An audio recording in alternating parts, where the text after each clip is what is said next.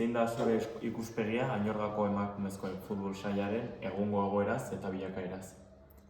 Bueno, esan Añorgako emakumezkoen futbolaren bilakaera nik uste azkeneko urtetan, nik hemen 7 urte daramatzate koordinatzaile bezala, eta bilakaera positiboa izaten ari dela. Gure strukturan gaur egun 3 talde infantil daude, 2 kadete eta 2 senior, eta datorren denboraldiari begirako proiekzioan ere agian laugarrengo talde infantil bat ateratzea horre ikusten ari gea, eta gutxi gora bera horrek kopuruz esan nahiko luke gaur egun arlo federatua mentzat 120, 140 jokalaritaz hitz egiten ariko ginakela. Nola lantzen duzue klubaren epe ertain eta luzerako plangintza hori? Zeri ematen zaio garrantzi gehiago? Añorgak irizpide bezala hartuta daukana da futbol eskolari garrantzia ematea. Hau da, hasiera-hasieratik, txikitatik, kluban sartzea, aukera egin duen familia horri aukera ematea ere arlo federatuan jarraipena izan dezan. Hau da, ez da klub fitxatzaile bat oinarrizko kategorietan behintzat. Beraz, hasierako urte horietan futbol eskola eta infantiletatik kadete lehen urte bitarte edo formakuntza hori bermatu izango luke, edo saiatuko ginateke jokalarien ehuneko ehunak jarraipena izatea, eta ondoren ja kadete 2. mailatik edo eta juvenile lehenengo urtetik aurrera, hor pixkat taldeak formakuntza izateaz gain lehiakortasun batera sartuko litzake, eta hor hasiko lirateke nolabaite kopuruak pixka bat estutzen eta mailaz igotzen. Marrobiarekin jarraituz, zein estrategia jarraitzen duzue jokalari gazteen garapena bideratzeko, formatzeko?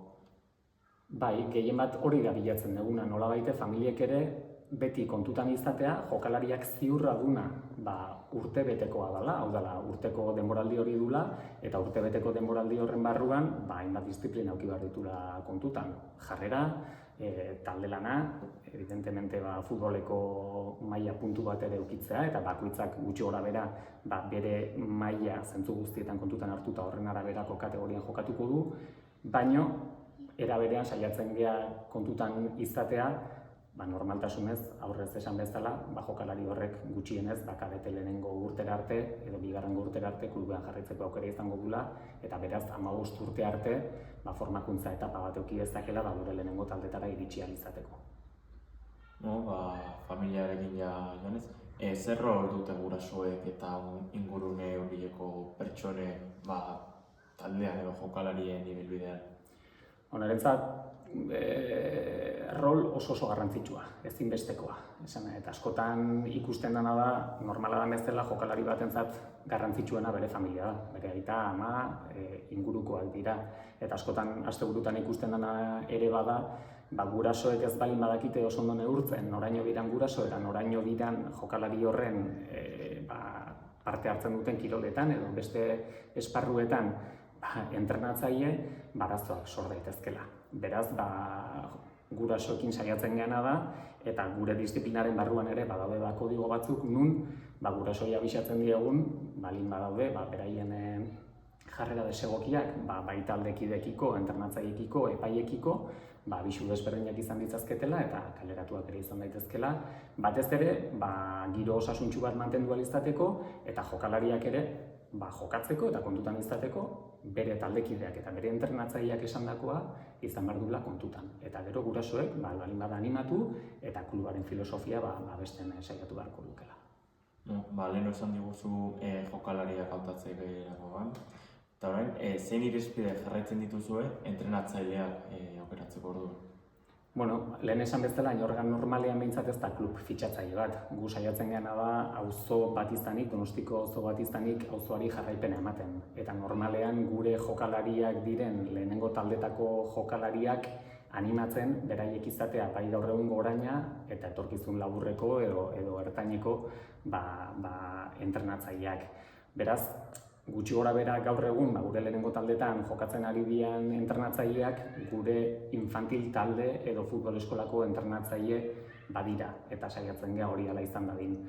Ondoren, talde lehiakorretan, lehenengo taldean edo 2. taldean ikusten balin badugu gure inguruan ez dagoela edo kluben bertan ez dagoela talde horri sostengua emango dion mailako entrenatzailerik, bai orduan kanpora juten gehala behar dugun hori edo talde horrek eskatzen digunaren araberako entrenatzaile bat fitxatzera. Eta zein da zuen harremana Gipuzkoako edo Euskal mailan beste taldeekin? Harremana egia esan ona da, gu Realaren talde komenitua gea, gero egia da, urtean zehar ere, maila desberdinetako txapelketa jokatzeko gonbidapenak ere izaten ditugula, eta bertan ere parte hartzen dugula, normalean, infantile edo kadete mailakoekin, edota baita ere lehenengo taldearekin adibidez, Euskal Herria kopako bezalako txapelketetan. Beraz esan dezake, harremana gaur egun behintzat ona dela. Erreala da gaur egun Gipuzkoa mailan talderik ospetsuena edo handiena esan daiteke. Leno Añorga izan zen. Zure ustez horrek erakargarriago bihurtzen du taldea? Nik uste ez baietz, egia da, 80-90 urteetan klubak emakumezkoen futbolean erreferente izanik, agian gaur egungo aurrei hori urrun gelditzen zaiela eta beraien erreferenteak ez direla garai hartakoak, baizik eta gaur egungoak eta askok agian Añorgaren historia ere ez dula ezagutzen, eta gero ni ere saiatzen gea gure klub barruko jokalariei ere gure historia azaltzen, ze askok beraiek ere hasiera batean ez dute jakiten. Orduan esan ez dake, kanpoan adin bat daukaten pertsonek edo gurasoek edo gazteek jakin dezaketela Añorgaren historia zein den eta oraindik erakargarri izan gaitezkela jendearen begietan, baina hori gaur egungo emaitzekin eta gaur egun egiten dugun lanarekin jarraitu behar dugula kanpoko erakartasun hori mantentzen eta dugun aurrean ere hobetzen. Elkarrizketarekin amaitzeko, zer erronka nagusi ikusten dituzu etorkizunerako emakumezkoen sekzioak hasten jarrai dezan hemen Añorgan? Bai, nik aurreko galderari erantzunez esango nukena da jarraitu behar degula etxekoak zaintzen, etxekoi aukerak ematen, etxekoi ere garbi esaten zein dan Añorga zer nahi dugun Añorgaren kamisetara ematen dugun momentuan jokalari horrek errepresentatzea, eta albalin badegu, ikusgarritasun hori izateko, kasu honetan gure talde lehiakorrenak dien taldeak, ahalik eta maila gorenean izaten saiatu beharko dugu. Beraz, kasu honetan gure lehenengo taldea, nazional mailakoa, urtero gabiltza igotzeko aukeretan eta beti kategoria bate gorago egoteko aukeretan, eta berandu baino lehen hori lortzen dugun eta helburuak betetzeko aukera daukagu.